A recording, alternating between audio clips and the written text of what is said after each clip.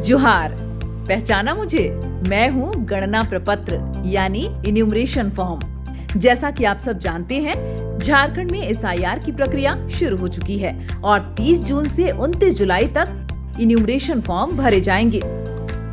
तो इसी दौरान मैं यानी इन्यूमरेशन फॉर्म आऊंगी आपके घर, वो भी डबल रोल में। नहीं, फॉर्म देखकर घबराने की जरूरत नहीं है, क्योंकि इस फॉर्म को भरना बेहद आसान है। तो चलिए अब मैं आपको बताती हूँ कि आप कैसे बिल्कुल आसानी के साथ अपना इन्यूमरेशन फॉर्म भर सकते हैं। मेरे सबसे ऊपर लिखा है मुझे आपके घर पहुँचाने वाली यानी आपकी बीएलओ का नाम और मोबाइल नंबर।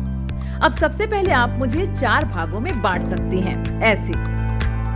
तो सबसे ऊपर वाले पहले भाग में आपको आपकी सारी डिटेल्स मिल जाएंगी, जैसे आपका नाम, EPIC number, address, part number, विधानसभा क्षेत्र और राज्य का नाम। ये जानकारी पहले से ही प्रिंटेड होगी। साथ ही एक यूनिक क्यूआर कोड और आपकी पुरानी प्रिंटेड फोटो के ठीक बगल में आपको मिलेगी अपनी नई रंगीन पासपोर्ट साइज फोटो चिपकाने की जगह।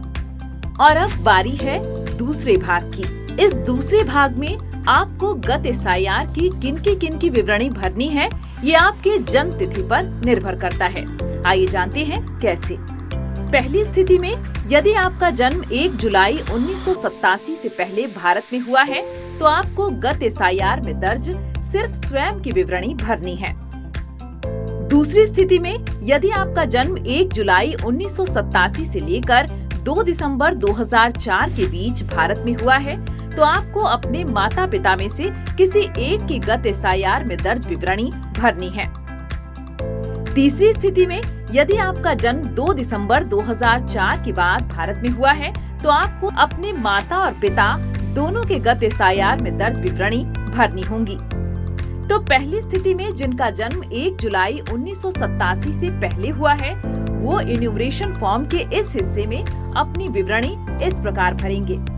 गत एसआईआर की मतदाता सूची में दर्ज अपना नाम लिखें। इसके बाद एपिक यानी मतदाता पहचान पत्र का सीरियल नंबर अगर उपलब्ध हो तो यहाँ लिखें। रिश्तेदार का नाम वाले कॉलम में अपने पिता का नाम लिखें और नीचे संबंध वाले कॉलम में उनसे अपना संबंध दर्ज करें।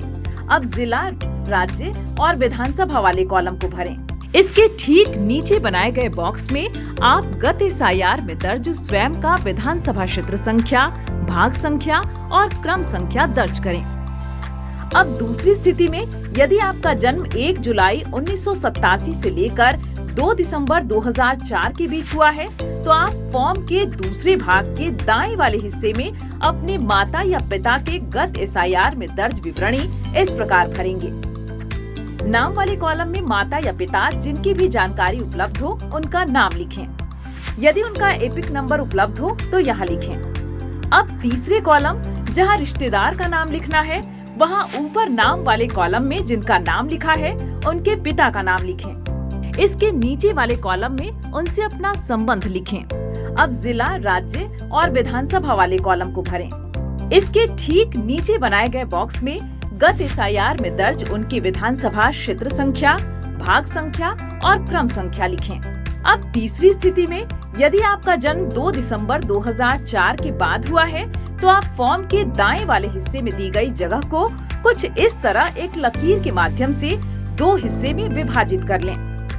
अब इनमें पहले वाले हिस्से में अपने पिता और दूसरे वाले हिस्से में अपनी माता की गत एसआईआर से जुड़ी विवरणी इस प्रकार भरें। नाम वाले बॉक्स में एक तरफ पिता और दूसरी तरफ माता का नाम लिखें। एपिक संख्या वाले बॉक्स में अगर उनकी एपिक संख्या उपलब्ध हो तो दर्ज करें।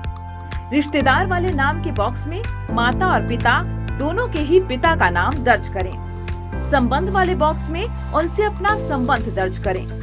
इसके बाद जिला, राज्य और विधानसभा वाले बॉक्स को भरें।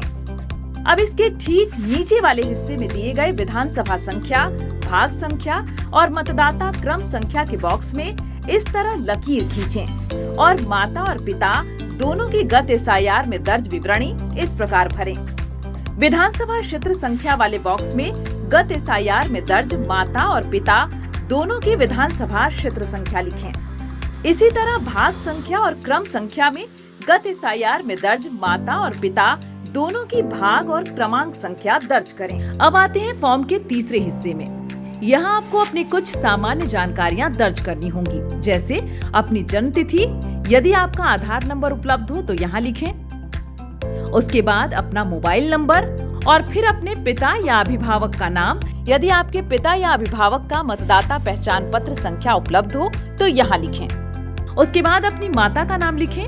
यदि उनका मतदाता पहचान पत्र संख्या उपलब्ध हो तो आप उसे भी अगले कॉलम में दर्ज करें। यदि आवश्यकता हो तो अगले कॉलम में अपने पति या पत्नी का नाम और उनका मतदाता क्रमांक दर्ज करें। लीजिए, आपने अपना इन्यूमरेशन फॉर्म लगभग भर ही लिया है, लेकिन अभी बाकी है सबसे जरूरी काम। इन्यूमरेशन फॉर्म के चौथे हिस्से में 3 महत्वपूर्ण घोषणाएं लिखी हैं। यदि आप स्वयं अपना इन्यूमरेशन फॉर्म भर रहे हैं तो इसे ऐसे पढ़ें।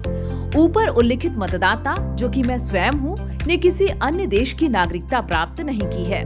मैं मतदाता सूची में शामिल होने के लिए आवेदन कर रहा हूँ और ऊपर उल्लिखित नाम, जो कि मैं स्वयं हूँ, किसी अन्य विधानसभा क्षेत्र, संसदीय क्षेत्र में शामिल नहीं हूँ।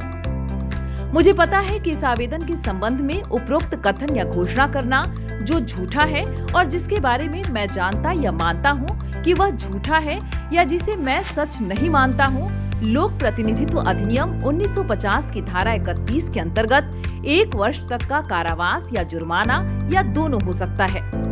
और यदि आप परिवार के किसी अन्य सदस्य के लिए इन्यूमरेशन फॉर्म भर रहे हो तो इसे ऐसे पढ़ें। ऊपर उल्लिखित मतदाता, जो कि मेरे परिवार का सदस्य है, ने किसी अन्य देश की नागरिकता प्राप्त नहीं की है। मैं मतदाता सूची में शामिल होने के लिए आवेदन कर रहा हूँ और ऊपर उल्लिखित नाम, जो मेरे परिवार का सदस्य है, किसी अन्य विधानसभा क्षेत्र, संसदीय क्षेत्र में शामिल नहीं है। मुझे पता है कि इस आवेदन के संबंध में उपरोक्त कथन या घोषणा करना जो झूठा है और जिसके बारे में मैं जानता या मानता हूँ कि वह झूठा है या जिसे मैं सच नहीं मानता हूँ, लोक प्रतिनिधित्व अधिनियम 1950 की धारा 31 के अंतर्गत 1 वर्ष तक कारावास या जुर्माना या दोनों हो सकता है। इस घोषणा को ध्यान पूर्वक पढ़ने के बाद एक बार फिर दर्ज की गई जानकारी को अच्छी तरह जांच लें और अगर सारी जानकारियां सही हो तो सबसे नीचे दाहिनी तरफ दिए गए स्थान में अपने हस्ताक्षर कीजिए। यदि घर का कोई सदस्य अस्थायी रूप से अनुपस्थित हो तो घर का कोई भी वयस्क सदस्य उनका फॉर्म भर सकता है। लेकिन यहाँ ये बात ध्यान देने की है कि हस्ताक्षर करते समय मतदाता से अपने संबंध की जानकारी अवश्य दें। देखा कितना आसान है इन्यूमरेशन फॉर्म भरना। यही नहीं, इससे भी आसान है इन्यूमरेशन फॉर्म जमा करना। 2 प्रतियों में मिले इन्यूमरेशन फॉर्म को भरने के बाद एक प्रति बीएलओ को दे दें और दूसरी प्रति में इसकी रिसीविंग जरूर ले लें। रिसीविंग वाले प्रति को अपने पास सुरक्षित रख लें। बस हो गया। और एक बात, इन्यूमरेशन फॉर्म भरने में देर न करें। फॉर्म मिलते ही जितनी जल्दी हो सके इसे भरकर जमा करें। इन्यूमरेशन फॉर्म के साथ कोई भी दस्तावेज नहीं देना है। सिर्फ पात्र भारतीय नागरिक ही इन्यूमरेशन की इस प्रक्रिया में भाग ले सकते हैं। वैध अथवा अवैध रूप से भारत आए किसी विदेशी नागरिक का सत्य या मिथ्या जानकारी देना, रिक्त या आंशिक रूप से इन्यूमरेशन फॉर्म भरना या फॉर्म पर हस्ताक्षर करना जन प्रतिनिधित्व अधिनियम की धारा 31 के तहत एक दंडनीय अपराध है। अगर कोई भी विदेशी नागरिक भरा हुआ इन्यूमरेशन फॉर्म बीएलओ को व्यक्तिगत रूप से अथवा ऑनलाइन माध्यम से जमा करता है तो ईआरओ उस आवेदक के खिलाफ एफआईआर दर्ज करेंगे। विदेशी नागरिक इन्यूमरेशन फॉर्म न भरें और बिना हस्ताक्षर किए ही बीएलओ को तुरंत वापस करें। एसआईआर की प्रक्रिया से हमारी मतदाता सूची होगी एकदम शुद्ध और सटीक। तो इस अभियान में आप भी अपना योगदान दें और जागरूक मतदाता का कर्तव्य निभाएं।